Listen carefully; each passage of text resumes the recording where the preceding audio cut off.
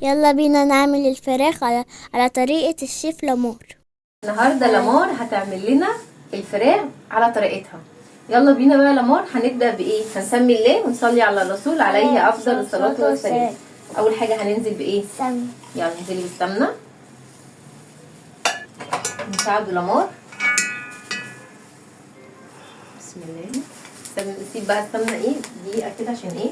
اول حاجه بعد كده عملنا ايه؟ حطينا السمنه، هنصدم الفراخ بتاعتنا في السمنه. دي خطوه مهمه جدا. هنشوف بقى كده اهو ما شاء الله تبارك الرحمن زي ما انتم شايفين اهو. احنا غاسلين الفراخ. يلا يا لمار وري اصحابنا بقى الفراخ ما شاء الله نقعينها وغاسلينها كويس قوي. بسم الله. بسم الله. يا ترى بعيد وشك على طول عشان خاطر ايه ما تتلسعيش. يلا يلا تاني بقى انزلي. خلي بالك لو مش عارفه انت طيب ما تتلسعيش. سيبيها هنا كده. لما حطت معانا اول ورك. احنا كده النهارده بنعمل وراك. بسم الله ما شاء الله تبارك الرحمن. يلا هنا هي كده ايه. هناخد اول 3. هنحاول نحط بقى ايه الربع ده. يلا بينا. يلا اهم حاجه ان احنا نكون معلمين على النار عشان الفراخ ما تنزلش السوائل بتاعتها تنزل ميتها. لازم نكون معلمين النار بتاعتنا. يلا نشوف بقى الفراخ كده او الوراك بتاعتنا ما شاء الله تبارك الرحمن. هي برضو ايه لسه هتدي اللون اللي هو الذهبي ده.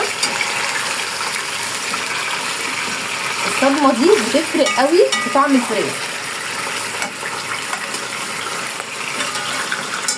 زي ما انتم شايفين كده ما شاء الله تبارك الرحمن. هي لسه برضو ايه شويه. يلا بقى يا لمار انزلي بقى برشه فلفل اسمر.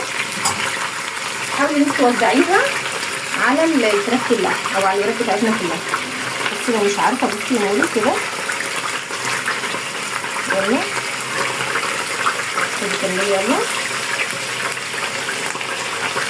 خلي بقى لما نقلبها الناحيه الثانيه عشان تحطي كمان الناحيه الثانيه. يلا بقى نجيب الخضار بتاعنا. خضارنا ايه؟ ما قلناش بقى لاصحابنا الخضار بتاعنا عباره عن ايه؟ حطينا ايه؟ بصل وورق لوري وكمان حبهان ونكتب. نسيبها بقى شويه تتشوح. يلا بسم الله. سامعين الصوت بقى ولا يروح بقى؟ مش قادره اقول لك. ما شاء الله تبارك الرحمن. شايفين كده اللون الجميل ده اهو. هنسيبها بقى دقيقتين تاخد وتدي بشكل ودي. ايه رايك كده لما تاخد درجه اللون كده حلو قوي؟ نقول بقى لاصحابنا كمان نعمل ايه بقى. الخطوه اللي بعد كده هنكون غاليين الميه. ما نحطش ميه تكون بارده يا لمار. اهم حاجه تكون الميه ايه؟ تكون سخنه او ميه مغليه. ايه ده يا ماما؟ ده القطر وصل المحطه يا لمار. هنا معانا بقى معانا البراد هنا عشان غاليين فيه الميه. هنسمي الله وننزل بيه. يلا يلا يا لمار. يلا انزلي بقى كده بالميه المغليه بس بعيد عشان ما تتلسعيش. بسم الله ولا حول ولا قوه الا بالله العظيم. ما شاء الله تبارك الرحمن. حلو قوي كده. انت خلاص نزلتي بحبه الميه. اكمل انا ماشي. اي حاجه فيها سخونيه احنا ايه واقفين النهارده نعلم صحابنا ازاي ان احنا نعمل الفراخ. ولو حد صغير كده زي لمار ازاي يعملها. يعني احنا ناخد ولادنا معانا المطبخ علشان يتعلموا ازاي يعملوا الاكل. ايه رايك يا لمار؟ حلو قوي ما شاء الله تبارك الرحمن. زي ما انتم شايفين اهو. هنسيب بقى الفراخ هنا. احنا هنسيبها هتستوي نص سوا. ليه بقى؟ لان انا عايزه بقيه السوا احطها بقى في الفرن تكمل بقيه السوا بتاعتها. يعني انا كده هخليها نص غلي. يعني مش هخليها تستوي قوي. يلا اللهم صل وسلم وبارك على سيدنا محمد. زي ما انتم شايفين ما شاء الله. خلاص كده الفراخ اهي داخله في السوا. يعني 3/4 سوا. شايفين المفروض ان هي كده ايه استوت. بس احنا مش هنسيبها تاني. حلوه قوي كده. قبل بقى ما نطفي احنا اخر حاجه بنعملها ان احنا بنحط الملح. ليه بقى يا لمار؟ عشان ما يوقفش السوا بتاعها. يلا بينا. سمي الله. بسم الله. حطي كمان بس كده. هنقلب بقى.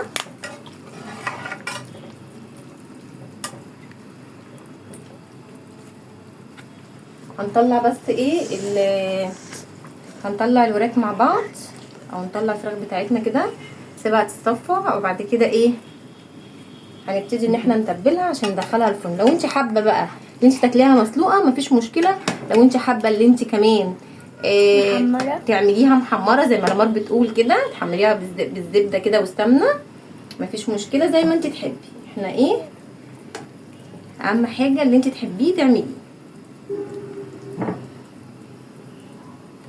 خلاص كده بقى هنطفي. ما شاء الله. ثواني بس اوريكم بقى الفراخ كده وهي كده ما شاء الله تبارك الرحمن. ما شاء الله تبارك الرحمن. اهي كده. هنا بقى عملنا الخلطه بتاعتنا اللي هي بتاعه الفراخ. عملنا ايه يا لمار؟ عملنا طماطم على بصل على فلفل، وعملناهم في الكبه، او عايزه تفرميهم او تخرطيهم مفيش ادنى مشكله. هنا بقى يا لمار بعد كده هننزل بالبهارات بتاعتنا. وري بقى اصحابنا احنا عاملين خلطه سحريه. حطي بقى يا لمار بسم الله، انزلي بقى بيهم يلا على الخلطه. لا حطيهم كلهم مره واحده. بسم الله الرحمن الرحيم. شاطره. ماشي. هنقول لاصحابنا بقى احنا حطينا ايه. حطينا بقى هنا اي توابل متوفره عندك هتحطيها. بهارات فراخ، كاري، كركم، زعتر، ملح، فلفل اسمر، شطه ليموري. اي بهارات متوفره عندك هتحطيها هنا على التتبيله بتاعتك. يلا بينا. بعد كده هننزل باهم حاجه يا لمار، الصويا صوص. بيودي الفراخ في حته تانية، بيخليها زي المشويه. وكمان حطينا كمان عليها نقطتين من الزيت او معلقه كبيره من الزيت. ما شاء الله تبارك الرحمن. واهم حاجه في الموضوع ده كله اللي احنا بنحط عصره ليمون او ليمونيه بتعصر، يعني هنا الكميه عندنا ايه مش صغيره يعني. هنقلب بقى كل المكونات دي في بعض كده. قلبناها ما شاء الله تبارك الرحمن. هنا بقى هنجيب القالب بتاعنا او الصينيه بتاعتنا ودهناها زيت. هنجيب بقى هنا الفراخ اهي زي ما احنا سيبناها كده، وسيبناها لحد ما اتصفت من الشوربه. ما شاء الله. سيبي المعلقه.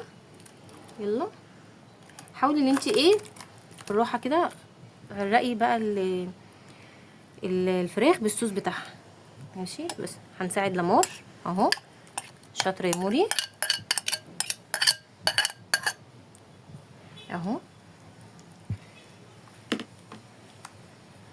احنا بقى هندعك بقى الفراخ كويس جدا، وهنرش عليها رشه زيت، وهندخلها الفرن.